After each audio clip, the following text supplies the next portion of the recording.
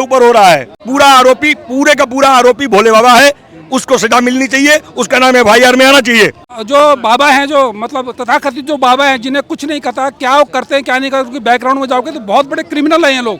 ये बाबा बन करके आज लोगों को बेवकूफ बना रहे हैं और उनसे दक्षिणा दे करके, पैसे ले करके, दान ले करके इन्होंने बड़े बड़े आश्रम बना रखे हैं और उन आश्रमों में ये ऐश कर रहे हैं। और वो जो जनता है वो बेचारी किस तरीके से फटे पुराने कपड़े पहन करके उनको सुनने के लिए जाती है, अपनी कमाई दे करके आती है और फिर अंत में क्या मिला, उनको मौत मिली ना। इसके 25 आश्रम है तो सारे आश्रम में बुलडोजर चलना चाहिए और बाबा जी को सारी संपत्ति जो कुल होनी चाहिए। जितने वो जो आश्रम है सारी आश्रम से भरपाई करनी चाहिए, सरकार नहीं देगी। बाबा का जो है ना, बाबा के उसकी संपत्ति बेच करके और वो संपत्ति मुआवजा बाबा की संपत्ति देना चाहिए। बाबा को गिरफ्तार करके उसको तुरंत फांसी हो बाबा को। नमस्कार सर, आपका नाम क्या हुआ?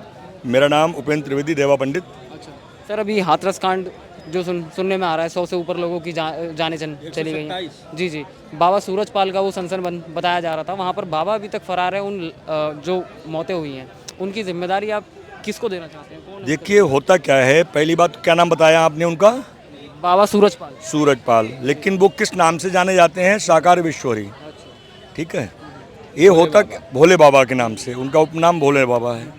और ये जो मौतें हुई हैं, ये मौतें ज़्यादातर उन व्यक्तियों की हुई हैं जो कि एक लोअर क्लास से बिलोंग करते हैं, जो कि बेचारे दलित और जो गांव के हैं ज़्यादातर, और उनमें 90% इनके सत्संग में लेडीज़ और औरतें बच्चे ही जाते हैं। ठीक है, तो ये क्या है कि मेरे पैरों की धूल ले लीजिए, ले जा करके मंदिर में रख दीजिए, तिजोरी में डाल दीजिए, बरकत होगी, ये होगा, ये अफवाह फैलाने से वहाँ पे भगदड़ मची है। और उस भगदड़ की वजह से जो लेडीजें थी वो गिर गईं, पानी बरसा हुआ था। धूल लेने के लिए दौड़ी है पुलिस। जो पब्लिक दौड़ी है वो पैरों की धूल लेने के लिए कि ये ले जा करके मुझे रखना है। कहाँ? तिजोरी में, घर में बरकत आएगी, ऐसा अफवाह फैलाया गया। उस अफवाह की वजह से जो भगदड़ मची है बरसात में, उस बारिश में जो गिरे हैं वो गिरते ही चले गए और उनके ऊपर लोग चढ़ते चले गए। कोई किसी प्रकार से कुछ भी नहीं था, केवल एक अफवाह की वजह से इतना बड़ा हादसा हुआ। और इसकी पूरी जिम्मेदारी केवल भोले बाबा की है।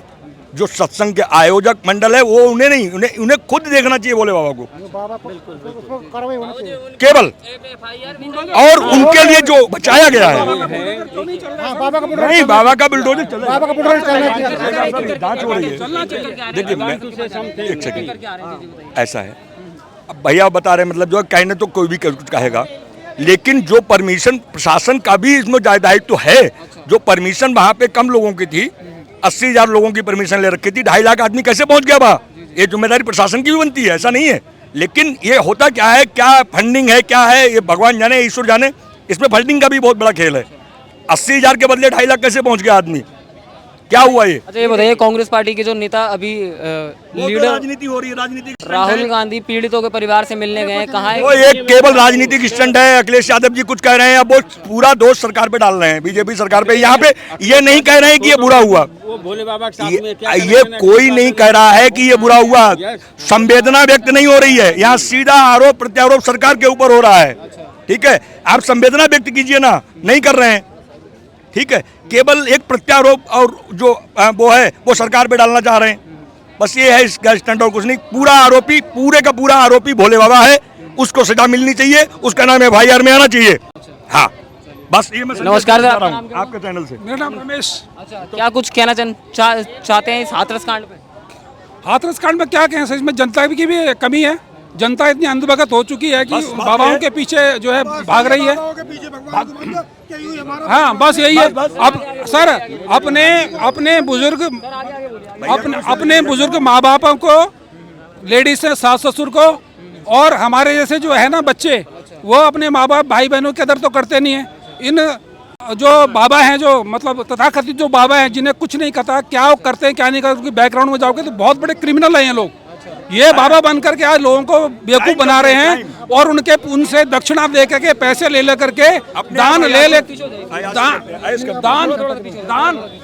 ले करके इन्होंने बड़े बड़े आश्रम बना रखे हैं और उन आश्रमों में ये ऐश कर रहे हैं। और वो जो जनता है वो बेचारी किस तरीके से फटे पुराने कपड़े पहन करके उनको सुनने के लिए जाती है, अपनी कमाई दे करके आती है और फिर अंत में क्या मिला, उनको मौत मिली ना। तो इसमें नाकामयाबी तो सरकार की भी कहेंगे, भाई राहुल गांधी जो प्रशासन के लिए दोषी ठहरा रहे हैं, इस पे क्या कहेंगे? राहुल गांधी की तो बात छोड़ दो। अच्छा, राहुल गांधी तो विपक्ष का, अभी इसको विपक्ष का नेता बनाया गया। यहाँ की जितनी विपक्ष की जो पार्टियां हैं वो कांग्रेस के पिछलग्गू हैं, पिछलग्गू बोलते हैं ना जिन्हें। इनमें जो बाकी पार्टियां, इनके अंदर अपना मादा नहीं है कि ये पार्लियामेंट के अंदर विपक्ष का नेता तैयार कर सके। वो कांग्रेस वाले बाप दादा के जमाने से, नाना नानी के जमाने से चले आ रहे हैं। वो जो है विपक्ष का नेता बन गया। आज वो विपक्ष में सवाल पूछते हैं, मणिपुर को पूछेंगे। अभी उन्होंने क्या कहा, हिंदू जो भारतीय जनता पार्टी जो है ये हिंदू, मतलब हिंदू, उन्होंने कहा कि हिंदू जो वो हिंसक है, हिंदू नफरत फैला रहा है। जनेऊ कौन पहनता है? तो अब ये बताइए, जिन्होंने भारतीय जनता पार्टी को हिंदू ना कह करके, मतलब हिंदू नहीं है कह करके, जिन्होंने भारतीय जनता पार्टी को वोट दिया, जो उनको सपोर्ट करते हैं, उनके अच्छे कामों के लिए सपोर्ट करते हैं, क्या वो हिंदू नहीं है? मैं तो उनसे पूछना चाहता हूँ, क्या वो खुद हिंदू हैं? वो खुद हिंदू हैं।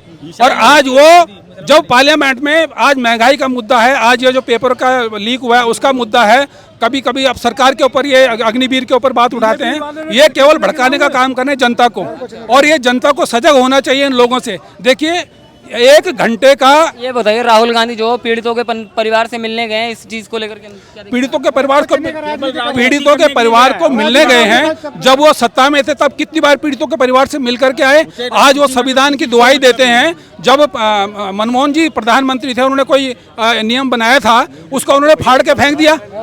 उसको आ रहे हैं। नमस्कार सर, आपका नाम बताइए। सुनील पाठक। क्या कुछ कहना चाहते मैं कहना क्या चाहता हूँ, ऐसे बाबा को तो फांसी दे देनी चाहिए। ये तो भगोड़ा है, पुलिस से भागा हुआ है। अच्छा। पुलिस को इसे गिरफ्तार करना चाहिए। अच्छा, मैं तीन दिन हो गए इस घटना के लिए, बाबा अभी तक फरार है। यूपी की पुलिस क्या करना चाहिए भाई साहब, गिरफ्तार करना चाहिए उस बाबा को। सरकार, तो यूपी की पुलिस कर क्या रही है? ढूंढ क्यों नहीं रही? 3 दिन तो सरकार बचा रही है। यूपी की पुलिस सब काम कर रही है, सरकार का कोई हाथ नहीं है उसमें।